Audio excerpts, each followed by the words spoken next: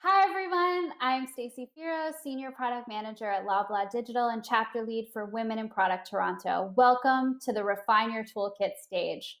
Before we get started, I want to take a moment and thank our sponsors, without whom this event would not be possible. A few housekeeping items. If you have any questions, they can be answered directly in the chat. We've got volunteers on standby. And just a reminder, turn off that phone, turn off those notifications, be focused and present today during our session. So let's get started. Today's session is on everyday product management, and we have three wonderful speakers. First on stage, we have Adithi Sampath, Group Product Manager at Walmart. Adithi is a seasoned product leader with experience in insurance, ad tech, and the gaming industries. She now leads Walmart's online grocery product org for Mexico. And Adithi has successfully built and launched products at small and large organizations for over a decade, many in hypergrowth, fast-paced environments. She has built and led high-performing product teams and mentored individuals for growth. Adithi will share her expertise with you during our next presentation entitled Finding the Right Problem to Solve. Please join me in welcoming Adithi to our stage. Hello, ladies. Are you enjoying the conference as much as I am? I am so humbled and excited to be here today. Let me start by telling you a personal story. A story from the days when I first started as a product manager. In one of the first projects I took on, like in any typical product cycle, I identified the problems customers face, came up with a bunch of ideas to solve it, defined how the solution needs to look and behave, and launched it. When it came to results, the response from customers was lukewarm. It hardly moved the metrics that was intended to. So what actually went wrong? Like some of you, I'm an engineer turned product manager. Engineers love problem solving, and I believed I had a distinct advantage in problem solving and spent most of the time solutioning. I did not spend enough time defining or validating the problem. Perhaps I was solving a not so important problem. Looking back, I am thankful I failed early. Over the years, I have trained myself and practiced to overcome this blind spot. Fast forward to today. Even though there are more resources now to master the craft than when I first started, I continue to see this blind spot among several product managers. A key trait that differentiates a great versus a good product manager is how deep they go into defining the problem and how much they invest in validating if it is the right problem to solve. Today, I would like to share with you two key thoughts and will soon tell you why they matter through a real world example. The first one, I encourage you to go deep into problem space. Spend enough time to define a clear hypothesis and validate the hypothesis before jumping into solutioning. The second thought, data can be very powerful when it comes to validating the problem. Leverage qualitative and quantitative data to justify the importance of the problem versus all other competing priorities. Let us look at a real world example from my time at Walmart. This is about a challenge we faced due to differences between selling grocery online versus offline and how I overcame them. Let us take one product category, prepackaged meat. Traditionally, in supermarkets, meat is one of the largest sales category.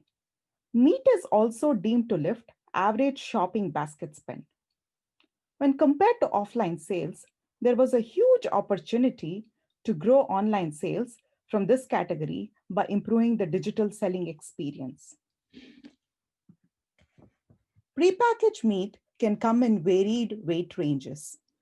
Irrespective of whether sold online or offline, price is always charged based on actual weight, and hence, price also varies in range.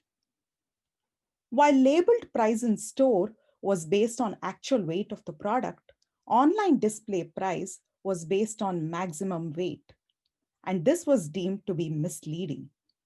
Digital merchandising team felt that online price display is the key driver for the low sales, as in many cases, weight of the product is not close to maximum and hence need to be solved for right away. So the hypothesis was displaying price based on maximum weight of meat items is causing sticker shock for the customers, leading to abandonment and lower add to cart rates, and consequentially, lower meat sales. So, what did we do next? Solution and build? No, we decided to further explore the problem space. Apart from the price perception problem, few more key hypotheses that may cause lower meat sales was crafted. One was related to lack of control. Customers not able to specify the desired weight during the meat purchase online. The next one was customers not having a wide range of meat choices online. The other one was related to product quality. Customers believe meat received when they bought online are of poor quality and or are closer to expiry date. The next step was to validate the hypothesis. First, we analyzed the historical customer satisfaction survey feedback. Interestingly, lack of control on input weight emerged as the topmost feedback. From this analysis, it was clear that control was the issue. So, did we go and build? No. One of the counter arguments was sticker shock problem may not have been mentioned in user feedback. Users may have bounced after looking at the price, so they did not even complete the order to provide feedback. Thus, there could be inherent bias in the data we were looking at. So, we did a series of user research studies. Most customers understood price based on max weight and said a little more clarity in messaging may be a nice to have. Customers loved the idea of getting control and wanted to be able to specify how much meat they wanted. Sometimes they wanted something on the lower end. Example, let us say a dinner for a family of two, and sometimes higher, throwing a party for friends. They also felt this could help show upfront the actual price that they're going to be paying for. Even though it was thought at first that the price perception was the key problem, based on the research insights, we reframed the problem to lack of control on quantity of meat customers wanted to purchase. Consequentially, the solution options on the table was also drastically different. To summarize, had we jumped into the solution right away, we would not have gotten to the most important problem to solve. Therefore, go deep into the problem space and spend enough time defining and validating the hypothesis. While we thought the key problem was sticker shock at first, customer feedback survey and user research insights showed the key problem was control on quantity. Thus, I would like to reiterate the importance of data for problem validation. Data you leverage can be qualitative or quantitative or both. Finally, you might be wondering what challenges you will likely face when implementing these in your day-to-day and how to overcome them. In the supporting materials, I have included the frequently asked questions and some tactical advice. I encourage you to take a look. If you have any follow-ups, please feel free to reach out on LinkedIn or email me. Thanks a lot for listening. Take care and be safe. Thank you, Adithi. Next up, please welcome Kris McKee, Senior Product Manager at Optimizely. Optimizely is the leading optimization and progressive delivery platform for digital products. Kris is responsible for managing the enterprise experience for Optimizely's largest and most innovative customers. Prior to joining Optimizely, Kris served as head of product at Bluecart and head of operations for Jumia Nigeria, Africa's first e-commerce company and tech unicorn. Kris will share with you her expertise on avoiding product experimentation pitfalls. Please join me in welcoming Kris to our stage.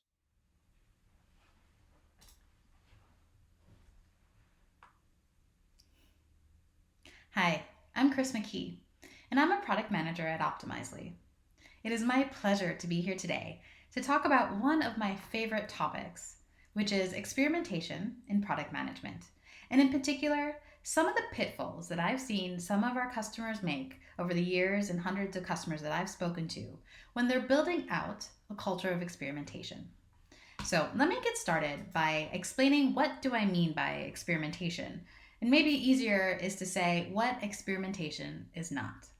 So let me start with the standard development process. You've all been there before. You've done it before. It starts with a design phase, which is where you sit down with your designers, maybe some UX professionals, and you brainstorm a ton of awesome ideas. And you mock up a feature or two, and then someone makes the big decision and says, okay, let's build the thing. And then you spend time with your engineers, maybe a few weeks, a few months, and you build out and execute on the feature. After, say, a period of time, let's say maybe 3 months, the day has come and it's time to launch your feature. And so then it's ready for you to put your feature out in the wild. And so what happens next? What I've found is that a lot of software companies actually depend on a hope and a prayer for the next step. What they do is they're just hoping that what they spent so much time on is actually going to work, that it actually does what they had intended it to do. And often it feels like you're walking around with a blindfold in the dark. You don't really know how things are going to turn out, and you're just feeling around in the dark. Often I hear product leaders tell their teams, we need to move faster. And that's great. But if your team is blindfolded and running around in the dark, moving faster just means that they're going to trip and fall faster. It doesn't mean you're going to get to where you want to be any faster. So today we're going to talk about a better way, experimentation. So let's start that by changing these last two steps. Instead of launch and pray, let's make it experiment and iterate, which means you're going to move from a build and launch process to a gradual process of iterative learning, of testing out ideas, getting continuous feedback, and incrementally improving over time. This is what I call the product experimentation lifecycle. And really, it's a family of techniques. It's not just one or two things. But a couple of things that you should keep in mind are adopting a hypothesis mindset early on, asking a lot of questions, and continuing to validate those answers early and quickly. So it's not that you know the right answer from the very beginning. That's not how it works. But instead, you have to be willing to throw an idea out there, test it, and see if it sticks. Either way, you're going to know more after that experiment runs than you did at the beginning. So we've all heard of terms like minimum viable product and A/B testing. This helps us to learn and understand from the hypotheses we've created. But you can actually keep bringing this validation mindset through the entire process, including the development process and the measurement process. So as you build code, you want to be as agile as possible. And that means making small and frequent releases so that you can get incremental information every day, not every 3 months. And make sure you release your features behind a feature flag so that if something does go wrong, it's easy to roll it back. And then that final step, which is measurement, which is actually the most important but so often gets skipped. This is taking the time to go back and see what has worked and what has not, and thinking about how you can validate your original idea. How do you quantify the impact of each release? How do you measure the ultimate business impact of your experimentation? So this concept is not new. You may have heard of it from some of the key leaders at tech firms across our industry. And all of them are talking about this type of experimentation. And when they do, they talk about it as their secret sauce, as in it's the big trick that has helped them get ahead. Sounds pretty awesome, right? If they can do it, you can do it, right? And what I've found is that the companies that do a culture of experimentation correctly, they end up with a culture that encourages bottom-up innovation, embraces failure, validates decision, and uses data to lead the way. So before I jump into how you can do this in your company, let me talk a bit about what do I mean by a culture of experimentation. An experimentation culture can be measured by the number of experiments your team runs per day, per week, or per month. This is known as experimentation velocity. As the number of experiments run increases, the number of people in your firm that are involved in the experimentation program should also grow. And together, this becomes your experimentation maturity. In my role as a senior product manager of enterprise experiences at Optimizely, I have worked with hundreds of companies in building out their experimentation program, including IBM. So when IBM first joined Optimizely about 5 years ago, they hadn't really built out any sort of experimentation program, with just one individual running about 5 tests per year. Now in 2020, they're at 25,000 testers and have over 4,000 active tests per year. This means they're running experimentation in every piece of their company.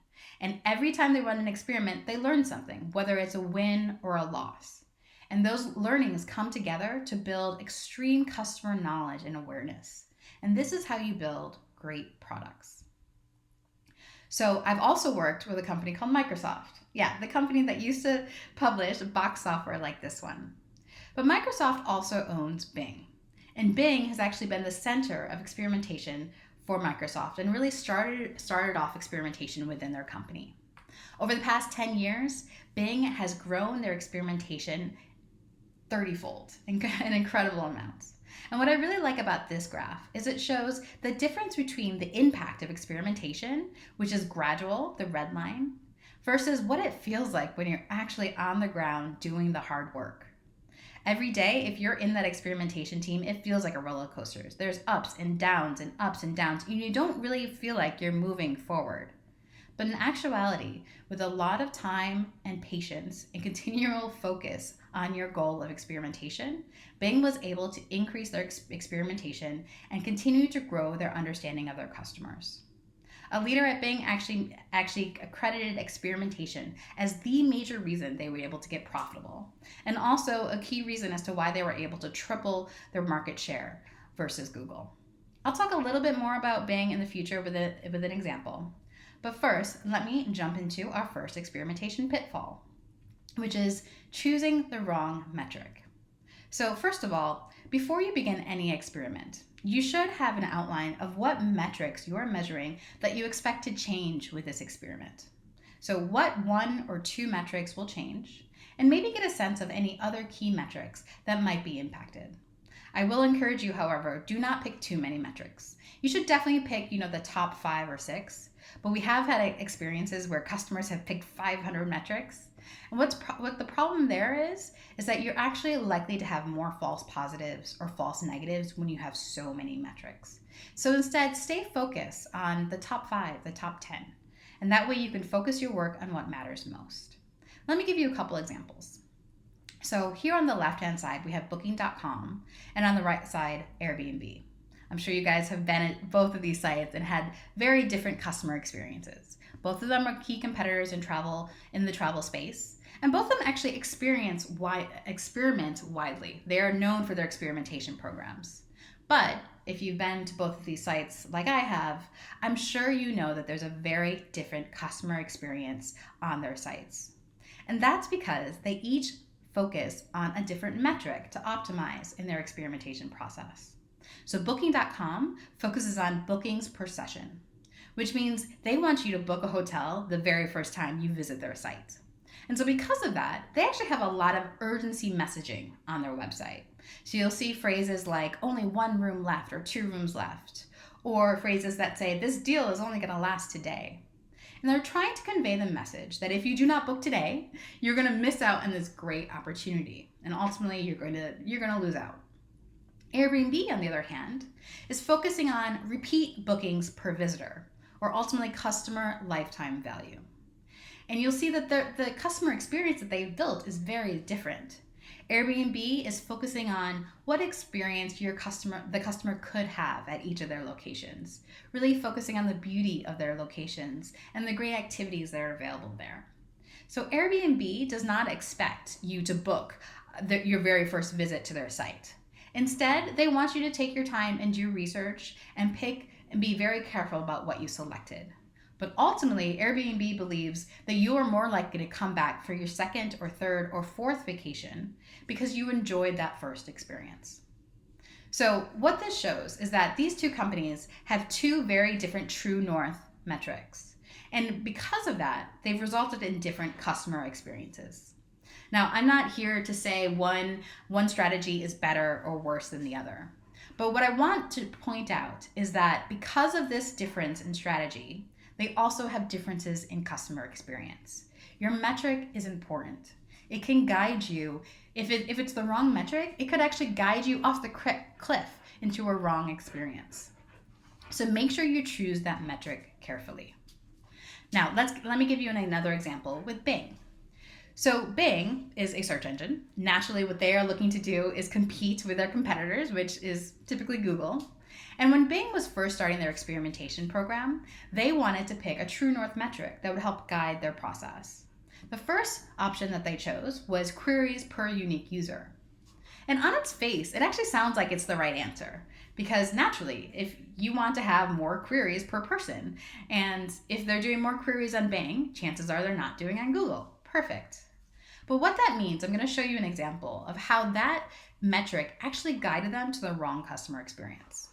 So let's say you are doing a search on Bing for images of Seattle. This is what you get in return.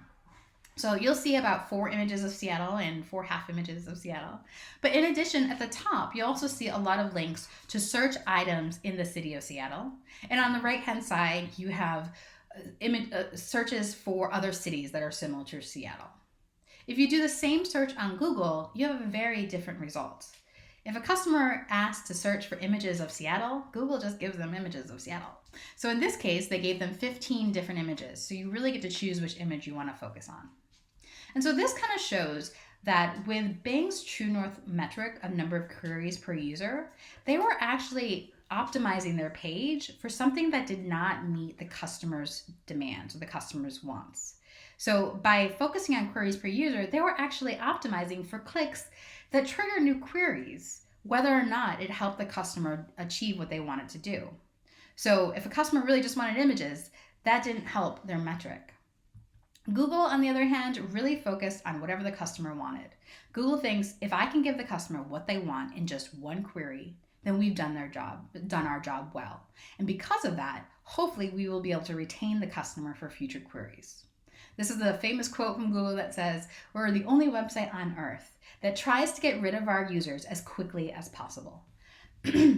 So what did Bing do? Well, first of all, they stopped using queries per unique user, and they adjusted, which is super important in the experimentation process. You need to be willing to adjust. And what they decided to use instead is queries per session, and they wanted that to go down. So if a user is able to come to Bing and just do one query and immediately get what they want, then Bing has been successful. But it's important to have retention as well. And so they use sessions per user as an indication of retention. So combined, those two experiences helped Bing to grow their product and their customer experience to something that became profitable and grew three times over the last 5 years. So here's a couple of tips for how you can choose the right metric. First, put yourself in your user's shoes. Second, ask, if this metric went up and nothing else happened, would I get what I wanted? Third, constantly reevaluate, like the example with Bing. It's hard to get this right, and chances are you might miss something initially. So make sure you talk to lots of people, get feedback, and don't be afraid to change it a month down the line or even 6 months or a year down the line. First of all, your strategy changes, but also you might learn something new that you had an unintended effect because of your True North metric. And then finally, trust your gut. Sometimes intuition is able to catch these little things. You're not really sure why, and it's because there's something there that your brain is catching on to, but you don't have the data to prove it. So if you have that gut feeling, investigate it more and see if you can figure out why that's happening.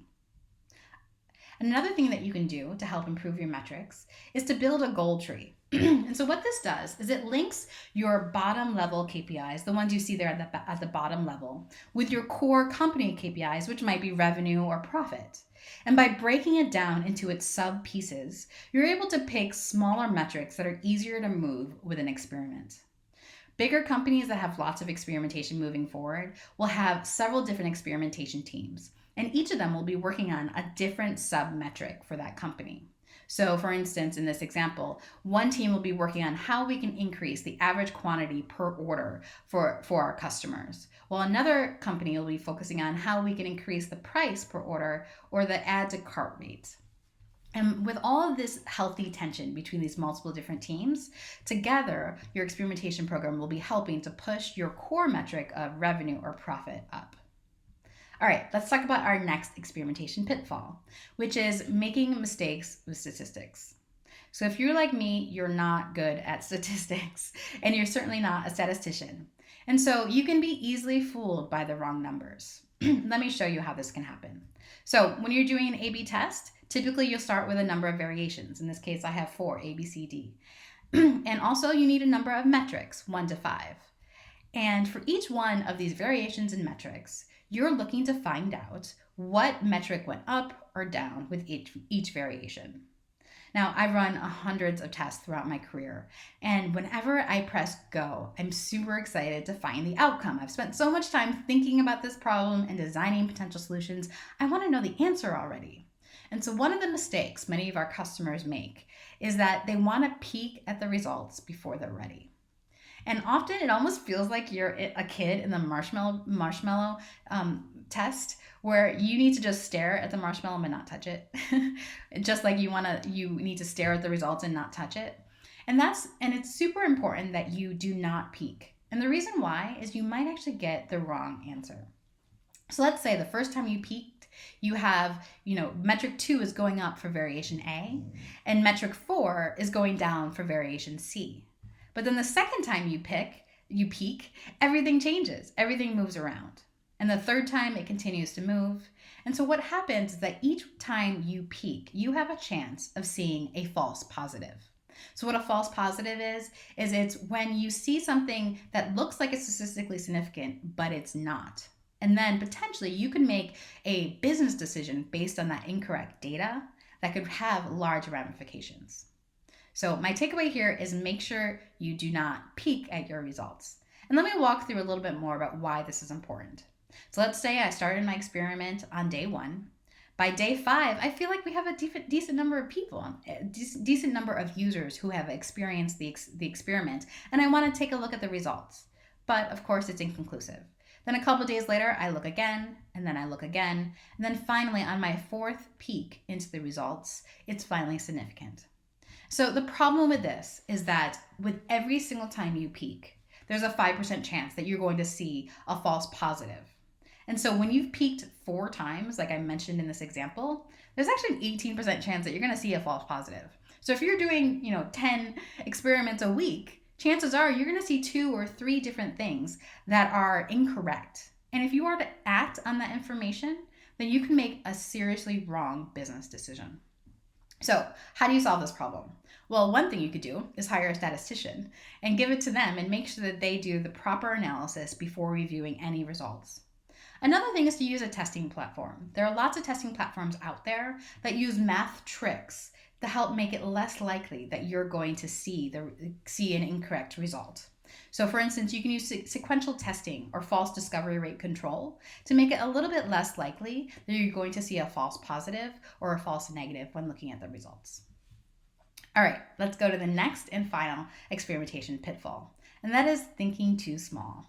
So when we think about A/B testing, we tend to think about A and B testing, which is great. It definitely is a great start. But remember, you can do A, B, C, D, E, and you can do as many variations as you want. In fact, at Optimizely, we support up to 200 variations. And what's great about doing 5, 6, 7 variations is it really encourages you to be creative and to think outside the box and really come up with some amazing ideas. And it's those ideas that are actually most likely to have a win. So one thing about working at Optimize is I have a lot of data of people doing experiments, and about 70% of all experiments done on the Optimize page are done with just two variations. But what we've also found is that if you have 5 or more variations, you're nearly double or twice as likely to have a win with that experiment, which really means you're saving time, right? Rather than doing 2 variation experiments, you could just do 6 variation experiment, and you're more likely to get a win rate in a faster time. So I'd like to encourage you to think outside the box, come up with great examples, great ways to solve the problem, and bring in as many variations as possible into each one of your experiments. At Booking.com, they actually talk about how they run thousands of concurrent experiments with many variations to validate all new ideas. Every change, from an entire redesign to an infrastructure change to bug fixes, is wrapped in an experiment. Okay, so to wrap up, I do want to highlight a couple more things to think about when you're building out a culture of experimentation. The first is make sure you democratize idea generation. What's great about experiments is that anyone can come up with an idea. It doesn't matter if they are in technical support, in finance, or in product design and engineering. Make sure everyone has the ability to make a recommendation. And then once they've made those recommendations, make sure you share the results of every experiment widely, and especially to the person who made that idea. Every experiment, whether it's a win or loss, comes up with key learnings. And so you want to make sure those learnings are shared throughout the firm. That helps to encourage innovation and idea generation across your entire company, and ensures that everybody learns along the process and learns more about the product and your customers. Third, make sure you celebrate wins. This is super exciting when you've actually worked super hard to come up with something creative, and it actually worked. So make sure you celebrate that widely. And similarly, highlight the learnings of any losses. Every loss is a learning, and it's important that you share that with your company. All right, that's all I have for you today. Thanks so much for your time. Feel free to reach out to me with questions. Thank you. Thank you, Kris. Next up, please welcome Jessica Cherny, one-woman data science and analytics team at Ironclad. Ironclad is the digital contracting startup featured in Forbes' Next Billion-Dollar Startups list. As part of her job, Jessica builds out the data analytics function and provides data insights to inform business decisions and supports the product, customer service, engineering, sales, marketing, operations, and legal orgs. Prior to joining Ironclad, Jessica graduated from UC Berkeley as part of the university's first cohort of data science majors and double majored in economics. Outside of work, Jessica is passionate about female mentorship. She founded Data Angels, a Slack community for women in data that provides resources, support, job opportunities, education, and community to its members. Jessica Cherny will share her experience with you in our next presentation entitled Building Data Analytics Culture from the Ground Up.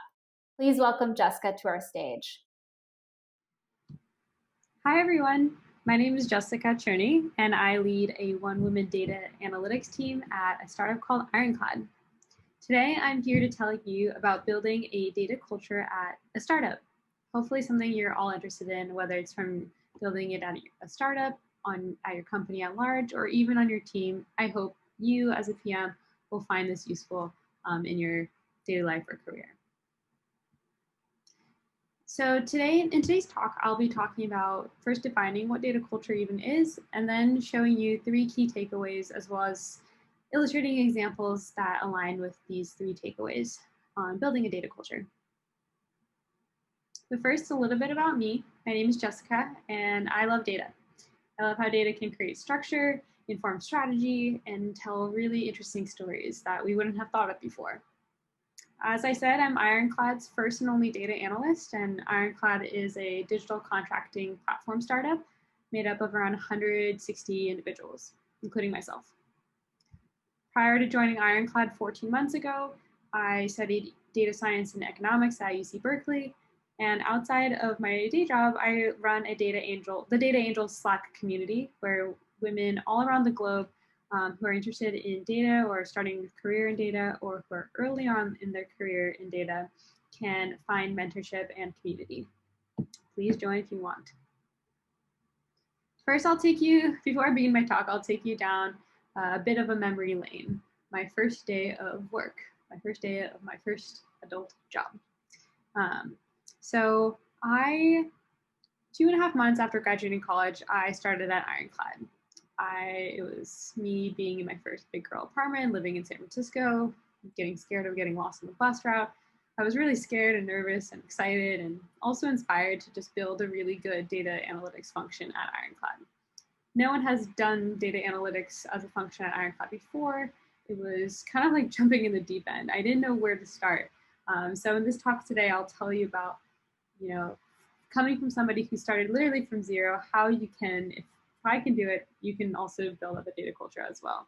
So this GIF is me on my first day of work. A little bit nervous, but also kind of inspired. So before I begin, I want to talk about first defining what data culture even is. Data culture, in my definition, is where product leaders, including yourselves as PMs, are regularly data informed in supporting both company direction and product strategy. And what that means is when anyone from your board members, your stakeholders, your customers, your users, your new employees, when they ask you questions that relate to top line trends relating to retention or adoption or how your product is doing against its competitors, because you are data informed and look at these trends regularly on a weekly cadence, monthly cadence. Data is part of project specs and spec documents and strategy meetings. It's everywhere. It should feel that embedded. So once you have an idea of data culture, you should build your data MVP, your minimal viable product, as in product speak, we can say. When deciding when to build your data MVP, there's going to be a lot of data to choose from, and it's going to spiral out of control if you try to boil the ocean. So I would first ask yourself, where is your company or team's most relevant data gap? Once you ask where data or dashboarding or reporting can be useful and which team or function will have the most use out of it, where it will be most highly leveraged, you can decide on building dashboards such as these that I've outlined out below. One is a user behavior dashboard where you key in on specific cohorts of users and how they're using your platform, your product, what their demographics are, stuff like that. Another one can be a product adoption dashboard where if you have a certain product that you're looking at or goals for the 2020 or 2021 year and it's a new product you're trying to launch, a whole dashboard relating to product usage. And last but not least, you can have an executive dashboard. So if you want a holistic view of your entire company, whether it's marketing metrics, product metrics, engineering, finance, etc., you can have a dashboard that weaves together 3 to 5 metrics from each cross-functional team at the most top metrics that the C-suite execs look at and have all of them in one dashboard. So maybe 35 different metrics and trends that are leading or lagging indicators of success on a whole company level. Some tools you can use will be Data Studio, Tableau, Mode, Amplitude, your standard dashboarding tools. So I told you there will be some stories accompanied with these takeaways. So my first one is relating to working with customer success.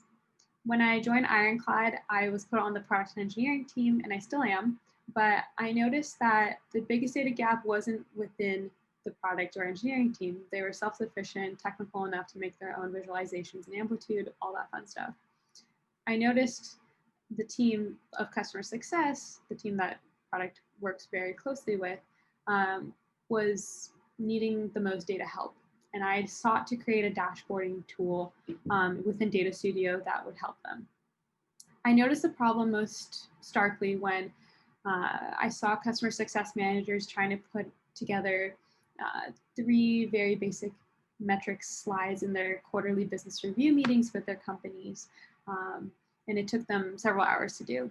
And I thought that was not okay. You cannot be spending several hours on each customer out of the hundreds and hundreds of customers that we do have working on very simple metrics. So I decided to build a dashboard that would encompass all of our customer base based off of our companies who are both enterprise and corporate customers in one beautiful dashboard that's 40 pages long, where one customer success manager can just drill in and click on a drop-down menu of their customer of interest, and 40 beautiful pages that were very detailed in product usage could populate. This is relating to the product usage data MVP that I mentioned in the first slide. So this whole process saved CSMs a lot of time, and they were becoming data citizens. They were using data and dashboarding like they never have before. And it was highly leveraged. It saved them a lot of time, and it standardized our data and reporting processes to all of our customers. So that data MVP was super leveraged by not only our internal team, but also our customers. And we took learnings from that data MVP and the way our customers used and read into the data, as well as the way our customer success managers have used the data and dashboarding that I made to inform future product development. Instead of using a data studio tool to visualize all these awesome metrics, we are gonna have an in-app dashboarding experience within Ironclad so that legal teams can really drill into their data on a scale and efficiency level that we've never seen before. So really cool stuff of how data MVPs can inform product building as well. So once we've built our data MVPs, you need to socialize them. You need to get people that are cross-functional and data interested teammates all aligned on using your data MVPs and improving them. You can do this by having analytics roundtable meetings where, 5 to 10 data-minded cross-functional teammates will meet in a data meeting of the minds and kind of align on processes and data initiatives they're working on, as well as data they'd like to see, data that they can potentially gain in your data MVPs, and see how each team is using those data MVPs in their best practices ways. Another one could be a data glossary / documentation, because I bet you as a product manager might have a different idea of what retention or conversion means than your finance or ops counterparts. So getting aligned is really important. We're better as a team. Another story time. This part is really hard to figure out. Working as the sole data analyst at Ironclad, I was intentionally acting as the data gatekeeper, because whenever data interested folks would come up to me for data that they needed in their analysis, I would be the main blocker. And I wanted to change that. So we met with the product marketing team when they wanted to revamp product pricing. It's a new strategic initiative. I didn't want to be the data gatekeeper. I knew this was going to be a hefty project involving a lot of people. They couldn't rely on me just to be a blocker. So I gave a whole host of data and data definitions to product marketing so that they could run cross-functionally with that data and analysis to product and sales to work as a cross-functional data-informed team to inform product pricing. With this data that I gave, the product marketing, product, and sales team could use the data in their own way that they saw fit from their unique perspectives as being members of each individual team. So with the data, they could answer things like, how large was the user base of Ironclad customers? What percentage of legal teammates were using Ironclad? Which industries are the strongest adopters of Ironclad? And how will that inform pricing? Will switching pricing from per workflow basis to a per user seat basis change incentives? These are all very interesting strategic questions you can answer with the data, which resulted in a brand new data-informed pricing strategy like never before. So that was the beginning of our first cross-functional analytics roundtable iterations. And now we have formalized them, the norm is set, and we'll keep pushing forward innovation because of our cross-functional meeting of the data minds. Now that we have our data MVPs and we've socialized them, how do we scale them on the larger base? And we can do that by using more advanced analytics to innovate better and faster, both in the short term and the long term. And this is a wide list of advanced data techniques that we can use to scale out data culture. I'll go through each one of them very quickly, but it is a whole host of impact. So with cohort analysis and forecasting, you can facilitate better product road mapping and understanding usage patterns because of those granular views into cohorts. With surveys, or user surveys, you can improve UI, UX experiences and iterate on the product feedback given in those surveys. With experimentation, you can optimize certain user flows. With benchmark reports, you can publish to the world via your website or whatever to publish how you as a company are using data analytics to innovate, and that can entice potential prospects to use your product. With data analysis specs, you can have really standardized approaches, much like a product spec, to your data analysis and therefore data culture. Almost there. Funnel analytics can also allow PMs to think about how usage is being done and the different types of usage and how users derive value through a new product. And lastly, these new product dashboards can help PMs better gauge the maturity of a product and see where the feature completeness lies in the product. So as you can see, all these methods of advanced analytics can help uplift data culture into more of an advanced, uplifted, elevated view of how data is viewed at your company. Another story time. In the short term, you can use a data analysis spec doc, similar to what I said in the previous slide, to standardize customer data experiences. So in the short term, I found that a lot of customers were asking me to visualize very similar data in their legal processes. They wanted this in the product. We couldn't do this, so I wanted to create a standardized document that much organized like a menu of pasta, appetizers, mains. Customers can get a very standardized experience of the metrics that were available to them. So I made this document that bucketed our metrics into 3 buckets and scaled myself into sharing this with all of our customers that were data hungry. So instead of having individual meetings with all of our customers, I could send them this doc and they would know exactly what our data and reporting capabilities look like within Ironclad. So documenting that and having a very standardized approach to scaling out data culture is imperative. In the long term, you can have more fancy data science prediction models take over some of your manual tasks. So within the customer success org, the strategy org, we have a customer health scorecard that evaluated customers based on the product usage as healthy or unhealthy, with the intention to potentially bubble up customers that were unhealthy or at risk of churning. And every quarter we would iterate on what indicators would go into the scorecard, what measures meant what's the weighting. And there was kind of a lot of experimentation, but it was all very manual, kind of poke around in the dark, see what fits. And I decided that as we scale, this won't be as efficient with our time. So I decided to look at historical data of various indicators, dozens and dozens of indicators, to see if I can to see which features would be most indicative of churn and renewal. So I created a data science model using a decision tree that helped predict which features were most valuable in predicting churn or renewal, with the hope of replacing some of these indicators with the indicators I found in my model. So with that, I fine-tuned our customer health scorecard using more advanced data techniques, and as a result, used data science for the first time ever in our customer success strategy to prevent churn. And I foresee that I'm going to use data science to further scale out data culture in other key strategic questions like this, whether it be from product, marketing, engineering, or customer success orgs.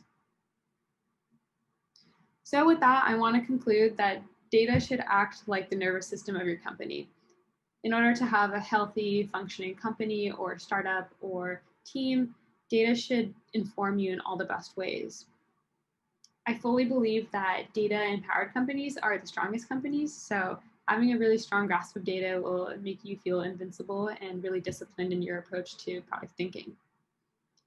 And I want to acknowledge again that I'm still learning. I'm only 14 months into my job, and I hope I can come back in a couple of years to further iterate on my advice. But it will be challenging when you first start building, but even though you all might still be learning how to build data culture, it's important just to start building and start with your data MVP, and all of the rest will follow with data culture scaling out.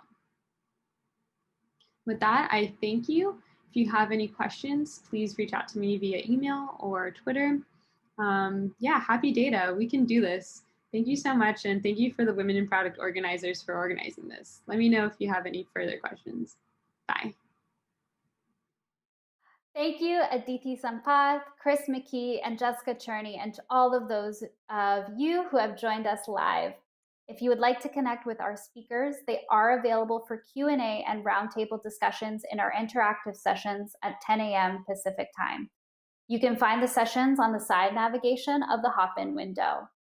Coming up next on this stage, join us for real-world skills and experience.